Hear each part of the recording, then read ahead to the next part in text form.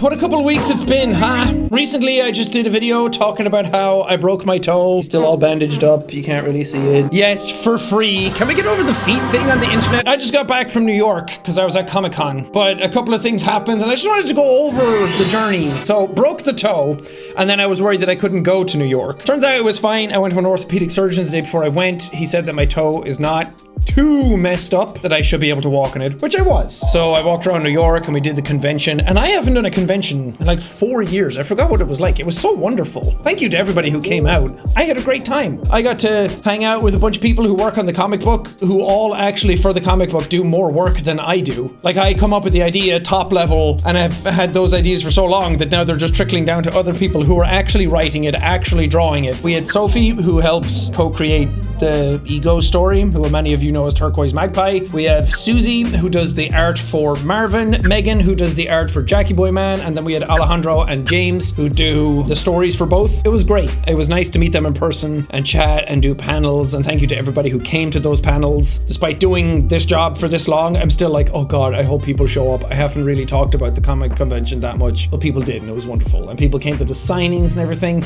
And that was awesome. It's nice to go and be reminded of why you do what you do. Just to try and remind yourself of the humans that are involved in this entire thing. I didn't get to walk around the convention, which sucked. Okay, so I'm gonna complain a little.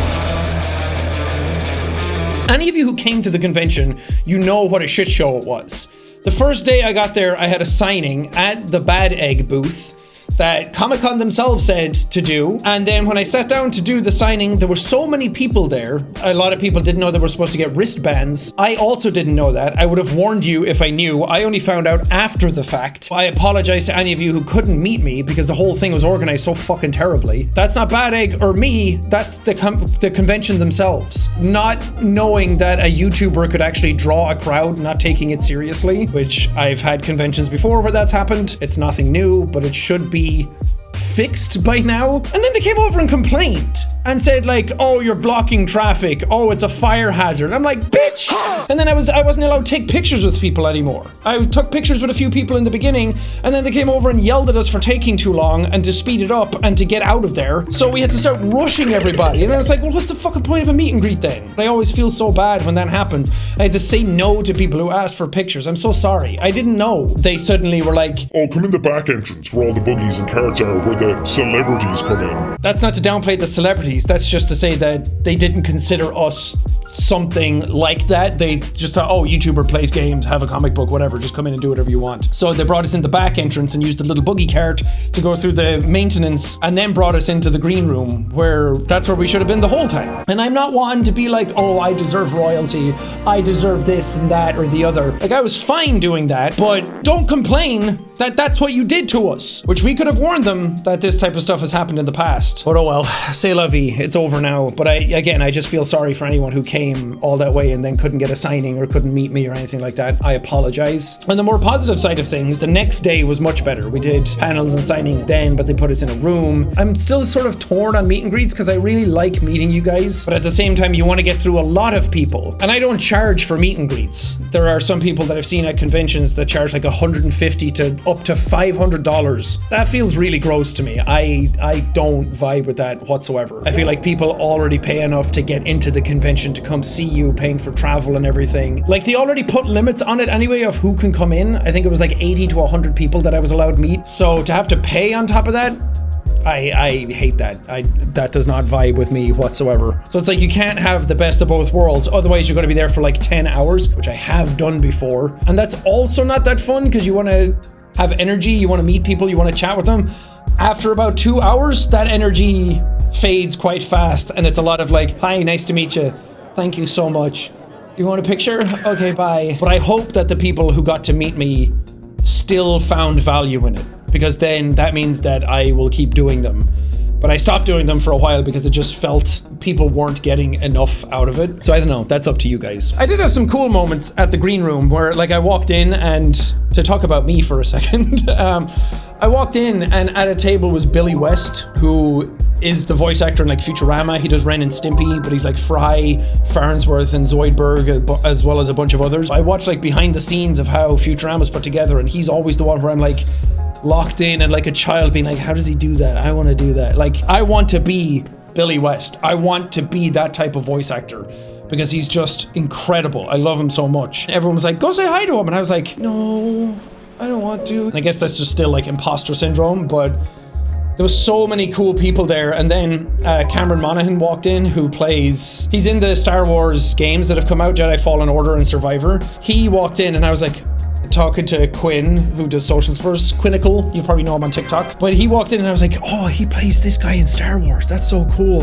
And then as Cameron walked over to get coffee or whatever, he like turned around and looked at me and I was like, oh fuck, he heard me. Oh god, cringe. Oh fuck. And then a couple of minutes passed and I went over to put something in the bin and he came over and he's like, hey man, I'm Cam. I love your Silent Hill 2 Let's Plays. I've been watching them before I fall asleep. And I was like, whoa, cool man, thanks so much. When internally I was like, oh, that's fucking awesome. That's so cool. Somebody knows who I am. Bro knows I exist.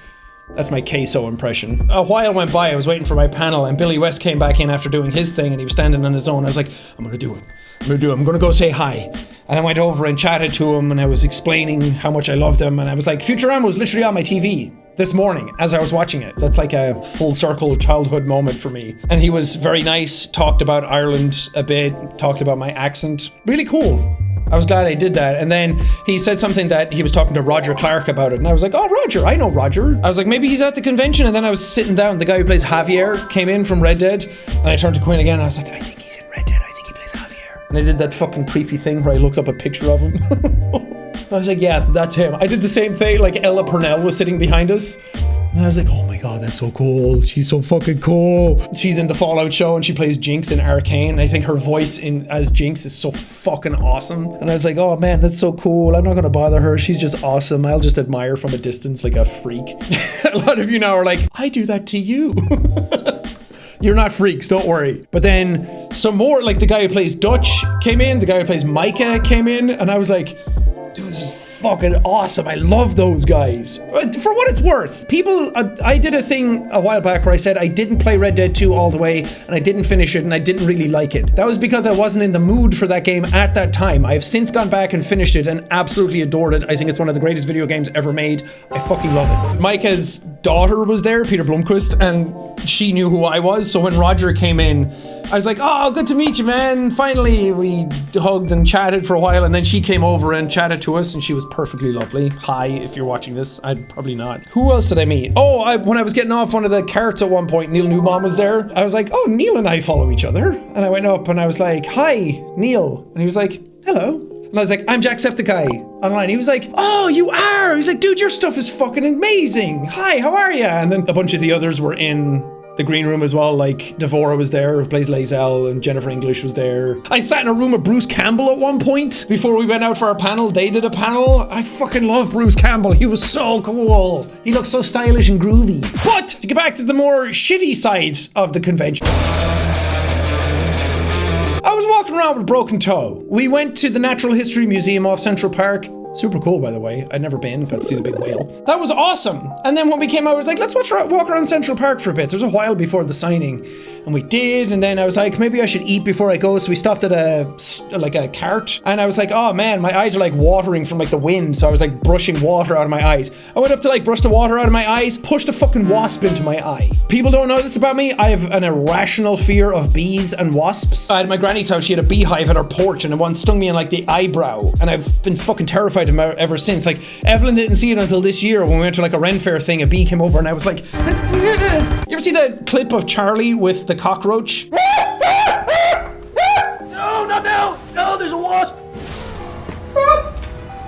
That's what I was like. I was like sitting there and I was like, oh my god, I'm gonna turn into the Bear Grylls when he got stung and his fucking eyes puffed up and he was like this. And I like sat down and I came back with my corn dog and I told my manager Nicole and she was like, oh fuck. So she was like, I'm gonna go get ice. And she went to the lady who gave me the corn dog and was like, do you have ice? She said no. And then there was a cop lady standing next to us and she saw what happened. She was like, that's the bee I've been avoiding all day. And she's like, that sucks that happened. I'm so sorry. And then she came over with ice in a tissue. Apparently the lady did have ice, but she didn't want to give it to us. So I just took antihistamines, ibuprofen, and I had ice on my eye. And then after an hour, I was like, okay, it hurts, but it's not swelling up to the point where all my pictures are gonna be like...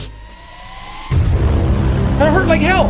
After a while, my eye was throbbing, and then my eye socket was throbbing. You know when you get like an injection for the dentist. You can kind of feel where the blood flow is going, where it's carrying the anesthesia. It felt like that. I could kind of like feel where the sting was going down my face and over my eye. And then it started to like connect to the back of my head, and I had a headache during the signing. So if you met me on the second day during the signing and I seemed kind of out of it, it's because...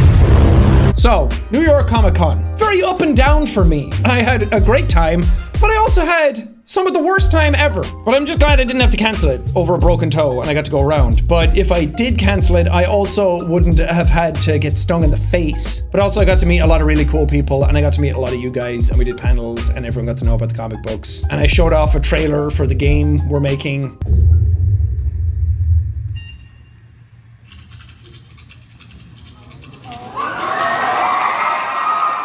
That trailer will go up probably on Halloween on my channel, so look out for that. So thank you to everyone who came out. Thank you to everyone who said hi, who got signings, who came to the panels, anything like that. You guys are literally the reason that we were there. I know that I've been a bit slow on like ego lore and Iris and all that kind of stuff, but I've always been of the mind of I'd rather do it right than just do it. I don't want to just fart out content, but it's really endearing to know that I started all of that stuff back in 2016 and people are still that interested in those characters. So thanks for being around and being a homie, you know? But anyway, that was my trip to New York. Trey should have peppered in some clips here and there. That's it. That's all I got. Okay, bye.